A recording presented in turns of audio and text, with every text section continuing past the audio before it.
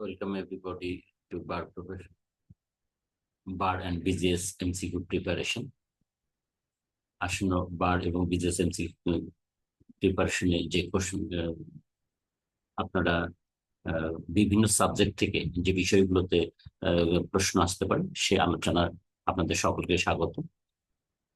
এই আলোচনার ধারাবাহিকতায় আমরা আজকে দ্য স্পেসিফিক রিলিফ অ্যাক্ট 1877 এর বেশ কয়েকটা সেকশন নিয়ে আলোচনা করব। খুবই গুরুত্বপূর্ণ এই সেকশনগুলো এবং আলোচনাগুলো আপনার জন্য খুবই গুরুত্বপূর্ণ হতে যাচ্ছে।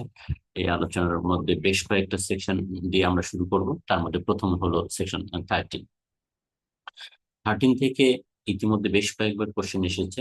সেকশন 13 আসলে কি বলা হয়েছে? স্যার, একটি যে চুক্তির আংশিক বিষয়বস্তু বিলুপ্ত হয়েছে, অর্থাৎ এখানে বলা হয়েছে চুক্তি আইন 1872 এর 56 ধারায় যা কিছুই বলা থাকুক না কেন, চুক্তির বিষয়বস্তুর কোন অংশ চুক্তি হওয়ার সময়ে অস্তিত্ব থাকে, কিন্তু উহা সম্পাদনের তারিখে আংশিকভাবে বিলুপ্ত হয়, তাহলে এই চুক্তি সম্পাদন অসম্ভব হবে না। বিষয়টি কিরকম? এখানে বলা হয়েছে notwithstanding anything said in section 56 of the contract act 1872। তাহলে সেকশন 56 কন্ট্রাক্ট অ্যাক্টে কি বলা আছে? ওখানে সুপারভেনিং ইম্পসিবিলিটি অফ কন্ট্রাক্ট, চুক্তির উত্তরকালীন অসম্ভবতা বিষয়ে বিধান করা হচ্ছে। চুক্তির উত্তরকালীন অসম্ভবতা, সুপারভেনিং ইম্পসিবিলিটি অফ কন্ট্রাক্ট, এইটা কি জিনিস? অর্থাৎ একটা চুক্তি সম্পাদন হয়ে গেছে, কিন্তু পরে যদি এমন কোনো ঘটনা ঘটে যার ফলে চুক্তি সম্পাদনটা অসম্ভব হয়ে যায়, তাহলে সেক্ষেত্রে চুক্তি সম্পাদনের জন্য কেউ কাউকে বাধ্য করতে পারবে না। এটাকে বলা হচ্ছে সুপারভেনিং ইম্পসিবিলিটি অফ কন্ট্রাক্ট। উদাহরণ হিসেবে বলা যায়, এখন জমি বিক্রয়ের জন্য চুক্তি হলো, কিন্তু বন্যায় এই জমিটুকু নদী গর্ভে বিলীন হয়ে গেল। তাহলে যেখানে জমির অস্তিত্ব নেই, সেখানে এই জমি বিক্রয়ের চুক্তি একে অপরকে মানে বাস্তবায়নের জন্য বাধ্য করতে পারবে না। এটা বলা হয়েছে সুপারভেনিং ইম্পসিবিলিটি অফ কন্ট্রাক্ট। এখানে সেকশন এর একটা সেকশন 13 বলা হয়েছে যে 56 চুক্তি আইনের 56 যা কিছু বলা থাকুক না এখন তৎসত্ত্বেও, তাহলে তৎসত্ত্বেও কি? এখানে বলা হয়েছে চুক্তির বিষয়বস্তুর কোন অংশ চুক্তির সময় অস্তিত্বে থাকে, চুক্তির কোন অংশ, চুক্তির কি অংশ? যেমন ধরেন একটা আপনি ফ্ল্যাট বিক্রয় একটা চুক্তি হলো ফর এক্সাম্পল, তাহলে এই যে ফ্ল্যাট বিক্রয়ের চুক্তি হলো, আজকে মনে করেন শুক্রবার, আজকে বিক্রয়ের চুক্তিটা হলো যে আগামী রোববার এটার রেজিস্ট্রেশন হবে। আজকে সাইনিং মানি হিসেবে 1 কোটি টাকার মধ্যে 10 লাখ টাকা দেওয়া হলো, সাইনিং মানি দেওয়া হলো, একটা কন্ট্রাক্ট হলো যে on the following Saturday the did will be executed and registered.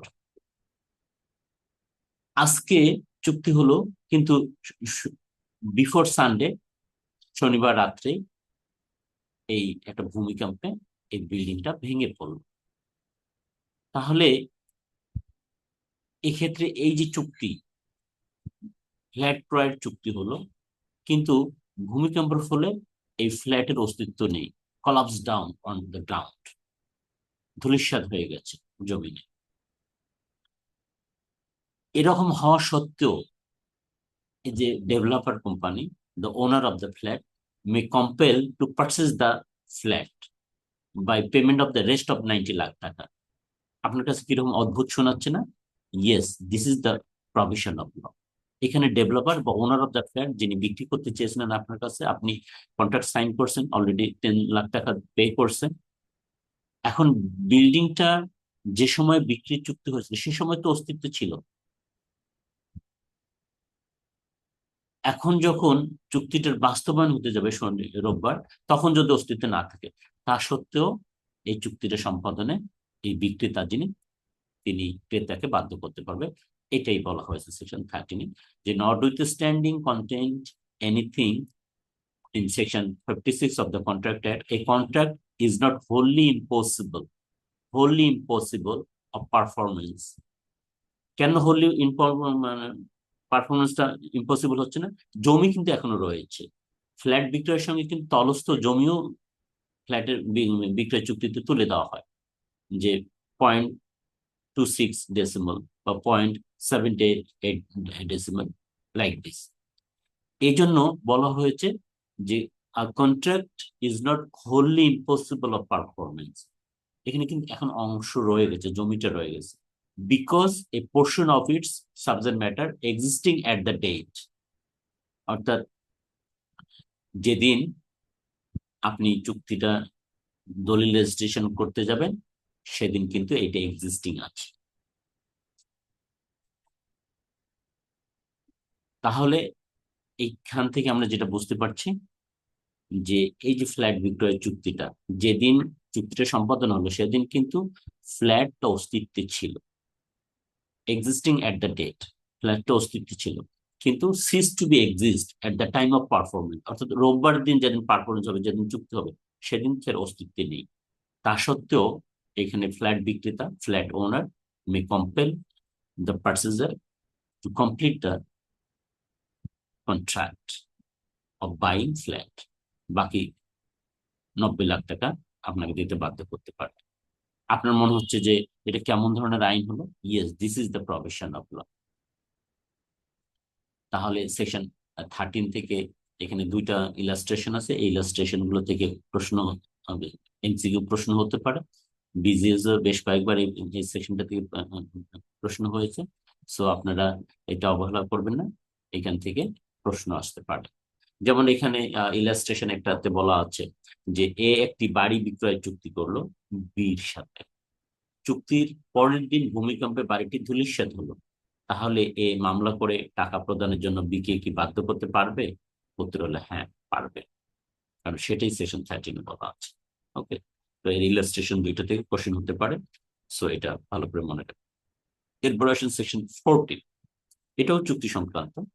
এখানে বলা হচ্ছে চুক্তির অসম্পাদিত ক্ষুদ্রাংশের সুনির্দিষ্ট সম্পাদন, চুক্তির অসম্পাদিত ক্ষুদ্রাংশের সুনির্দিষ্ট সম্পাদন, অর্থাৎ একটা চুক্তি সম্পাদিত হলো পক্ষদের মধ্যে, পক্ষদের মধ্যে একটা চুক্তি সম্পাদিত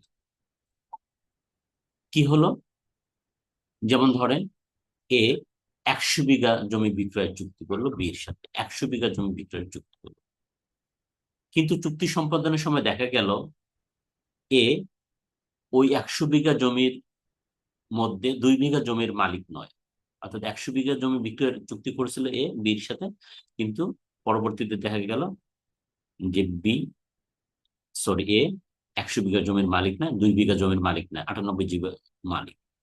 তো এখন এই 2 বিঘা জমির অবস্থানটা এমন যে 98 বিঘা জমির ভোগ দখলকে কোনোভাবে এটা প্রভাবিত করতে পারবে না, এবং এই 2 বিঘা জমির জন্য ক্রেতা ক্ষতিপূরণ পাওয়া সম্ভব।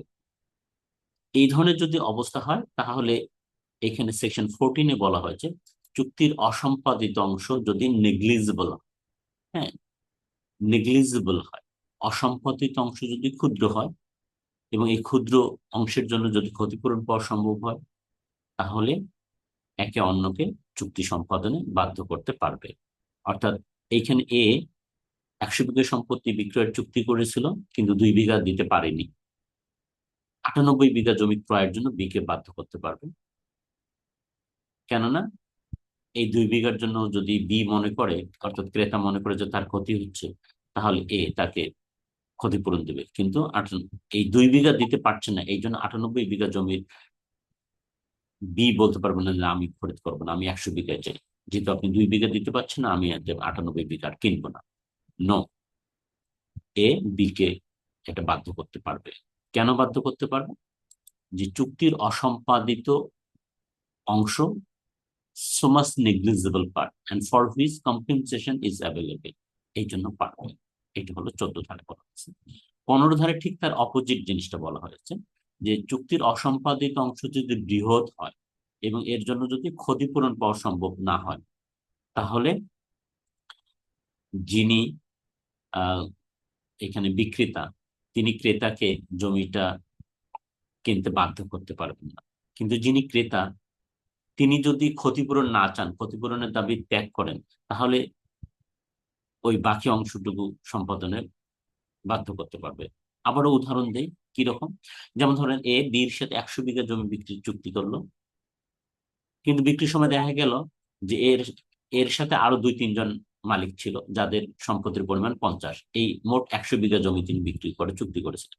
কিন্তু পরবর্তীতে কোনো কারণে ধরেন সি একজন ব্যক্তি, তার 50 বিঘা আর এর 50 বিঘা, এখন এ 50 বিঘা বিক্রয় রাজি আছে, কিন্তু এর সঙ্গে আগে সিও রাজি ছিল 50 বিঘা, মোট 100 বিঘা জমি বিক্রয়ের রাজি বির কাছে। কিন্তু পরবর্তীতে দেখা গেলো বি কোনো কারণে বেঁকে বসলো যে না, তিনি তার সম্পত্তি বিক্রি করবেন না। তাহলে এখন তো আর 100 বিঘা জমি এ বিক্রি করতে পারছেন বির কাছে। তাহলে এটাই বলা হয়েছে 15 ধারায় যে চুক্তির অসম্পাদিত অংশ। অসম্পাদিত অংশ কি? এই 50 বিঘা। কারণ সি তো are not want to be part of the sale, 100 বিঘার অংশ হতে চাচ্ছে না। তাহলে চুক্তির অসম্পাদিত অংশ একটা বৃহৎ অংশ, প্রায় অর্ধেক, পুরোটাই অর্ধেক। এর জন্য ক্ষতিপূরণ পাওয়া সম্ভব নয়। কারণ 50 বিঘা জমি বিক্রি করতে গিয়ে যদি 50 বিঘার ক্ষতিপূরণ দেয় এ, তাহলে তো তার পুরোটাই লস। এই জন্য বলছে চুক্তির অসম্পাদিত অংশ যদি বৃহৎ হয় এবং এর জন্য যদি ক্ষতিপূরণ পাওয়া সম্ভব না হয়, তাহলে যিনি ক্রেতা অর্থাৎ বি, এ কে এই জমিটা আম, ক্ষতিপূরণ না পাওয়ার শর্তে, হয়তো ক্রেতা বি বলতে পারে যে ভাই জমিটা যেটা আছে সেটাই তুমি বিক্রি করো, আমি ক্ষতিপূরণ চাইবো না। এই ক্ষতিপূরণ না চাওয়ার শর্তে ক্রেতা অর্থাৎ বি বিক্রেতা এ কে জমি বিক্রয় বাধ্য করতে পারবে, ক্ষতিপূরণ চাইতে পারবে না। আর এ কি করতে পারবে? এ এই বি কে সম্পত্তি ক্রয় বাধ্য করতে পারবে না, কারণ সে তো চুক্তি করছিল 100 বিঘা জমি বিক্রয়ের জন্য বির কাছে, কিন্তু এখন সে 100 বিঘা দিতে পারছে না। এই জন্য এ আর বি কে এই সম্পত্তি ক্রয় বাধ্য করতে পারবে না। তবে ক্রেতা বি যদি চায় তাহলে তাকে ক্ষতিপূরণ বাদ দিতে হবে, দিয়ে এ কে বলতে হবে যে বাকিটা বিক্রি করো। এখানে এ যদি বলে যে না, সি বিক্রি করতেছে না, আমি বিক্রি করব না, তাহলে কিন্তু এ পারবে না। তখন বি যিনি ক্রেতা তিনি এ কে বাধ্য করতে পারবে, তবে শর্ত হলো যে বি যিনি ক্রেতা তিনি বিক্রেতার কাছে অর্থাৎ এর কাছে কোনো ক্ষতিপূরণ চাইতে পারবে না। এটা হলো 115, সরি সেকশন 15 বিধান। তাহলে সেকশন 14 এবং 15 এই ইলাস্ট্রেশন গুলো থেকে কোশ্চেন হয়, এগুলো আপনারা দেখে নেবেন। এরপর আসেন সেকশন 19। এখানে বলা হয়েছে যে চুক্তি সম্পাদনের যে স্পেসিফিক পারফরমেন্স অফ কন্ট্রাক্টের যে মামলা হয়, সেখানে একটা বিশেষ বিধান করা হয়েছে এখানে, যে any person swing for specific performance of contract, যিনি চুক্তি প্রবলের মামলা করেছেন, চুক্তি সুনির্দিষ্ট বাস্তবায়নের জন্য মামলা করছেন, মে অলসো কি করতে পারে? আস্ক ফর চাইতে পারে কম্পেনসেশন ফর ইটস ব্রিচ, এই চুক্তি লঙ্ঘন। মনে করেন কেউ জমি বিক্রয়ের জন্য চুক্তি করলো, এখন সে জমি বিক্রয় করতে চাচ্ছে না, ক্রেতা মামলা করে দিল স্পেসিফিক পারফরমেন্স অফ কন্ট্রাক্টের বিরুদ্ধে। তাহলে এই কন্ট্রাক্ট স্পেসিফিক পারফরমেন্স অফ কন্ট্রাক্টের মোকদ্দমায় ক্রেতা কি চাইতে পারবে? যে তুমি এই যে 6 মাসের মধ্যে বিক্রি করার কথা ছিল, সে জমিটা বিক্রি করলো না, এই সময়ের জন্য আমাকে তাহলে ক্ষতিপূরণ দাও। আর কি করতে পারবে? Either either in addition to or in substitution for such performance, অর্থাৎ চুক্তি প্রবলের মোকদ্দমায় ক্ষতিপূরণ এবং চুক্তির সুনির্দিষ্ট সম্পাদন মানে পরিবর্তিত আকারে বা অতিরিক্ত আকারে চাওয়া যেতে পারে। যেমন সুনির্দিষ্ট মানে সুনির্দিষ্ট সম্পাদন যেমন তিনি চাইতে পারবেন, সুনির্দিষ্ট সম্পাদনের পাশাপাশি অতিরিক্ত হিসাবে অথবা পরিবর্তিত, যদি সুনির্দিষ্ট চুক্তির সম্পাদন দিতে না পারো তাহলে আমাকে মানে ক্ষতিপূরণ সহ টাকাটা ফেরত দাও। অথবা চুক্তি সুনির্দিষ্ট সম্পাদনও করতে হবে, আবার ক্ষতিপূরণও দিতে হবে। এই জন্য বলা হয়েছে ইদার ইন এডিশন টু মানে অতিরিক্ত হিসেবে, অর সাবস্টিটিউট ফর, অথবা চুক্তি সম্পাদন দিতে না পারলে শুধুমাত্র ক্ষতিপূরণ দাও, দুটোই যেতে পারবে। খুবই ইম্পর্টেন্ট সেশন, এটা পড়বেন, এখান থেকে কোশ্চেন হতে পারে। Thank you for watching this video on behalf of the Badal Law academy.